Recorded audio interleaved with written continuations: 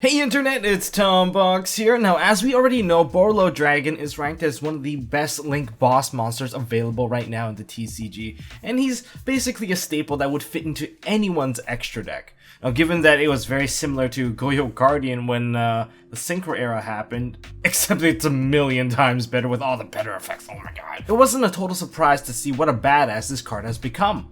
Now, if you don't know already, Barolo Dragon is part of a Borrel series of monsters. And in this video, we're going to be learning about all the important bits of these monsters, such as what do they do, what are their weaknesses, and when do they truly thrive in the game. Now, before I get into the details, if you guys enjoy my videos and want to support MST.TV, you guys can support my Patreon, and so I can keep on pushing the quality content available to you guys, and perhaps do some other insane content. And link is down in the description below, and shoutouts to James Pillar for recently bumping up your awesomeness. James Pillar being awesome. Really appreciate you, man. And you know what, let's get into this video here. So let's go back into the Borrel Dragons now. For the current known rosters for these dragons, whether or not they actually exist in TCG, OCG, or in the anime, we have 3 known boss monsters. And there's a little guy, but we'll talk about him afterwards. But for the 3 known ones, we have Barolo Dragons, our current fan favorite. We have Borrelsword Dragon, and we also have Borrelguard Dragon.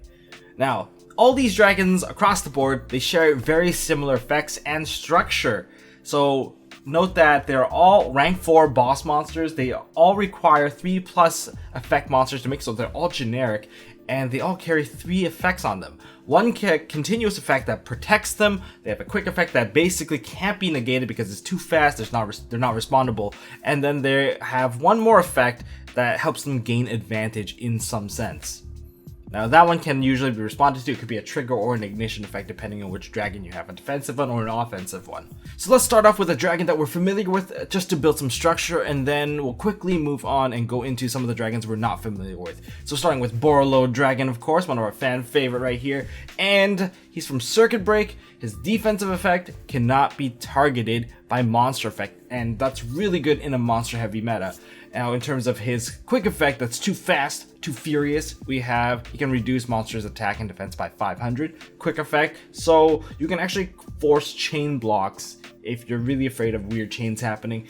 And the third effect, which is one of the nastiest things available, which makes him akin to Goyo Guardian, that is going to be his stealing monsters upon attacking. That effect is disgusting because, well, he can break certain boards that normally wouldn't be broken. Now, in terms of weaknesses, he's really prone to get affected by all forms of spells and traps that remove monsters. All the monster removal, it really hurts, which makes Brandish Maidens a really easy out towards anything that is Borreload. On top of that, any sort of monster effects that do not target, like Trishula or Tiramisu, can also remove this monster. However, this weakness is very minimal in comparison to its biggest strength. His biggest strength is his own defense capability. He's immune to basically all forms of hand trap. There's not a lot of hand traps that can hit him. First of all, the most meta relevant ones, Effect Veiler can't target him. Ghost Ogre can't respond to any of his effects. You can't use it on his monster stealing because that's damage calculation. You can't Ogre on damage calculation. And Veiler just doesn't work because can't target. So overall, you're basically protected from some of the biggest threats that can remove him or weaken him.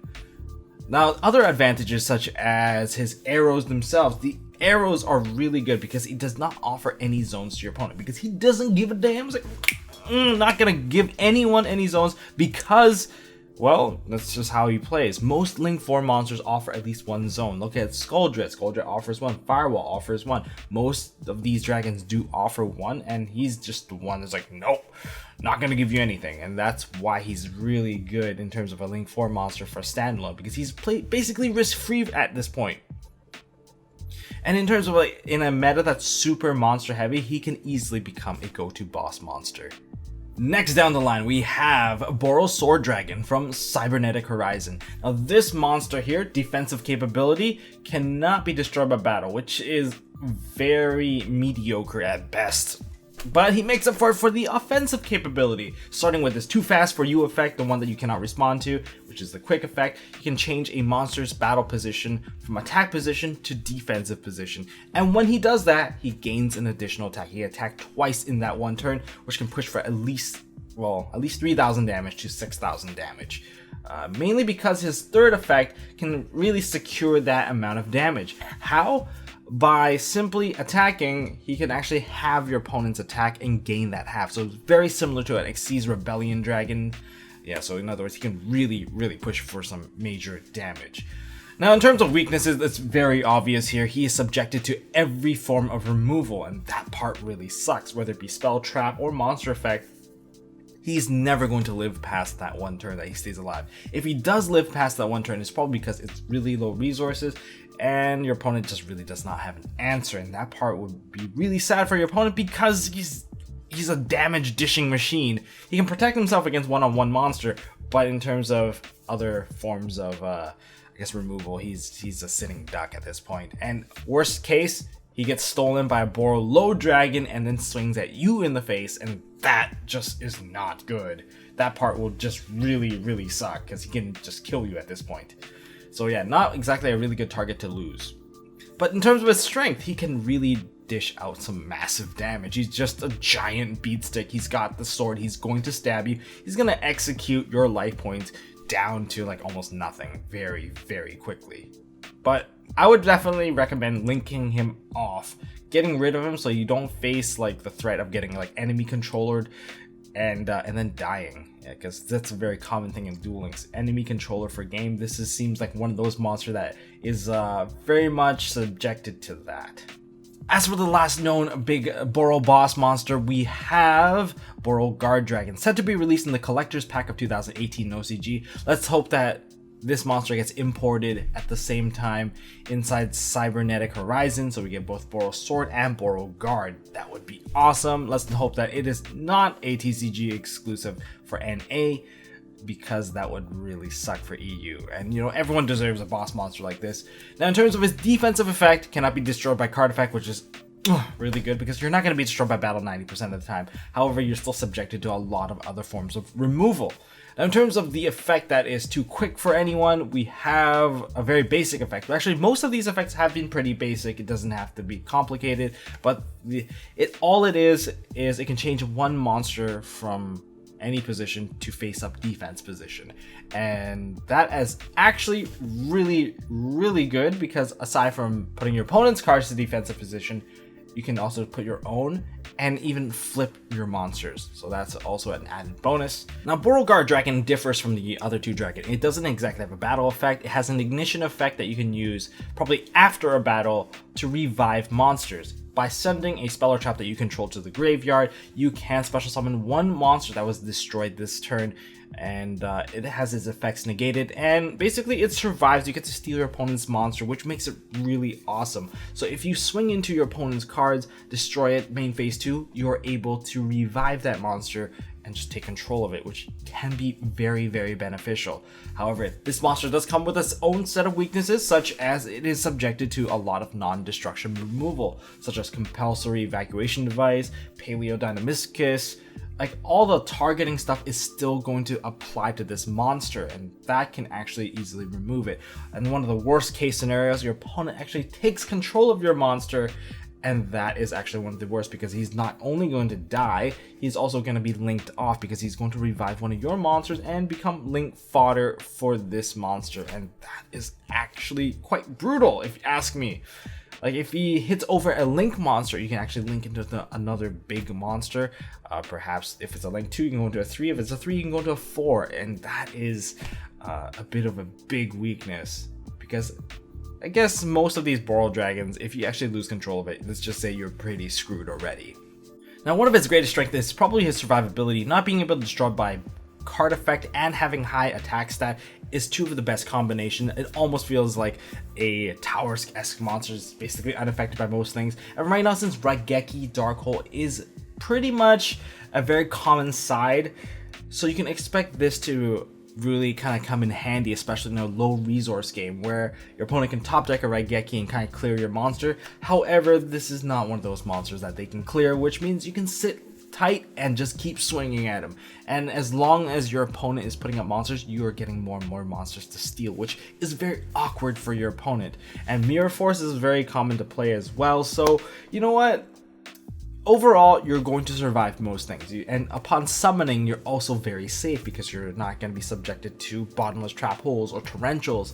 So that makes him a very, very safe choice. Especially even when the meta shifts. I guess you get a choice between Barolo Dragon and Borrelsword Dragon. Of course, Borreload in a more monster heavy meta, you're like, yeah, he's definitely the go-to guy. But in terms of when the meta shifts and people are playing more and more traps that have removal based effects, this is perhaps a better choice. And remember, if you're playing a lot of flip effect cards, you can use this card to actually put stuff in defense. And if your opponent's gonna swing over you, you can put them into defense mode so you'll never die. So there's always an upside about having this monster, except when it gets taken in control and then you start to lose. But that is all I got for the boss monster. You know what? Let's just give a quick shout out to Mini Barolo Dragon. Mini Barolo Dragon is just a fodder monster for rockets. You can only make him with 2 rocket monsters, and if you control a Borrel Link monster, what you can do is you contribute a Link 3 or lower monsters to special summon this monster out from the graveyard. And then you can only Link summon with this monster if you're not going to match the Link that you tribute. That's it.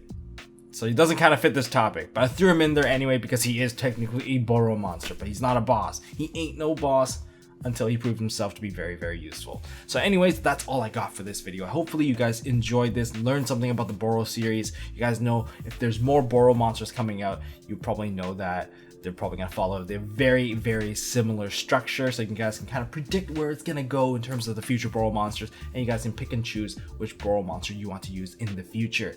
Now that's all I got for this video. If you guys enjoyed this video, hit me with a thumbs up. I'm wearing a Borderlands hoodie if you guys are wondering. It's the Malawan, it's invertible, it's also Hyperion.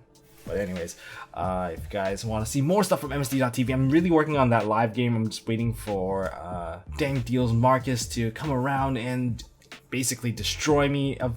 Maybe he'll destroy me, maybe he won't, maybe. But you can subscribe to MST.TV. I'm going to get the whole face cam thing going once again, so it's going to be really awesome. And as always, don't forget to hold on to your MST.TV. Hey guys, thanks for watching. If you like this video, please drop us a like so we know we are doing a good job, and you can also subscribe to MST.TV for more fantastic videos by clicking on the button on the left. Don't forget to check out our partners at Imperium Duelist. They make really high quality mats, including some of my own limited edition release stuff. And if you want to check out one of our past videos, click here on the right. As always, don't forget to hold on to your MST.TV, and I'll see you next time.